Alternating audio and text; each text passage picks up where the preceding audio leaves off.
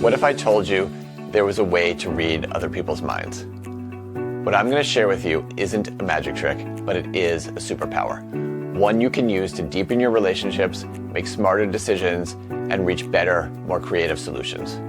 It's called the Ask approach, a research-backed, practice-tested method for finding out what the people around you, your friends, family, colleagues, employees, really think, feel, and know.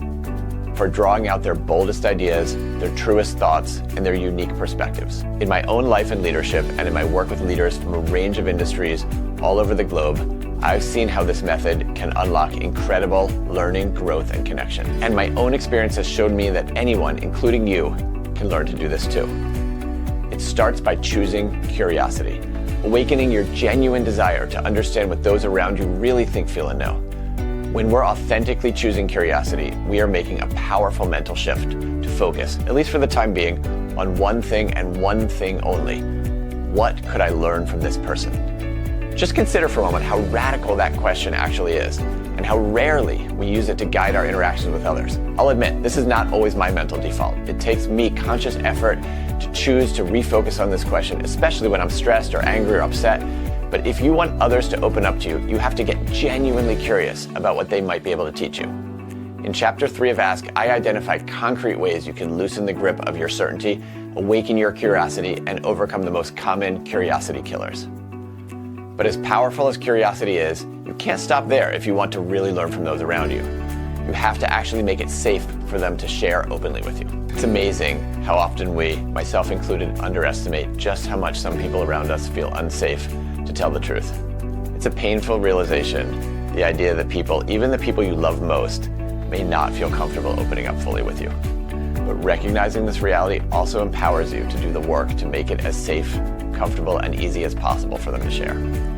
This step takes vulnerability, something I and many people can struggle with. But it's a risk you have to take if you want others to open up to you, especially if you're interacting across lines of difference. Chapter 4 of Ask lays out the top 3 ways you can make it safer for others to tell you their truth, especially hard truths. If you've done these first 2 steps of the Ask approach, you're already light years ahead of most people. But to really find out what you most need to know, you have to pose quality questions. I'm a total nerd about questions. Just ask my kids or anyone who's ever worked with me. I am convinced that the right question asked in the right way is the most powerful tool for learning and connection that we have.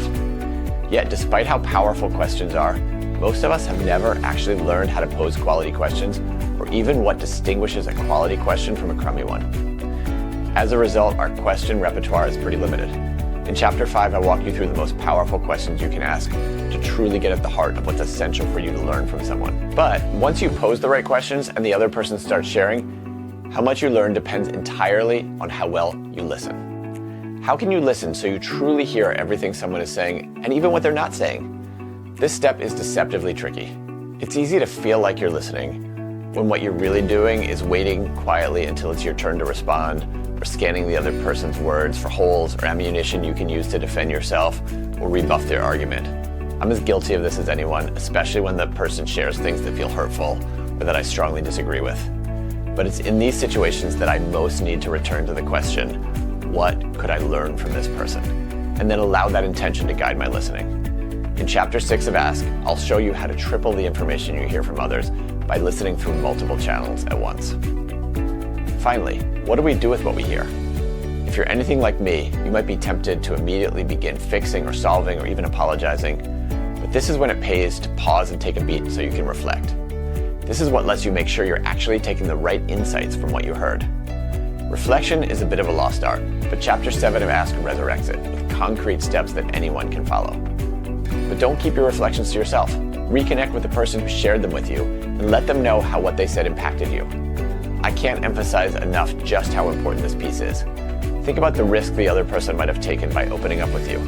They need to know that it was worth it, that their words impacted you in some meaningful way. If you don't reconnect, it can leave the other person feeling unappreciated or worse, used. But when you take the time to share what you've learned, you open the door to deeper connection and ongoing learning that benefits you both. I've found that each of the 5 practices of the Ask approach is powerful on its own, but together they are nothing short of a superpower, one that anyone can use to transform their results, their relationships, and unlock unprecedented learning and growth in every area of their life.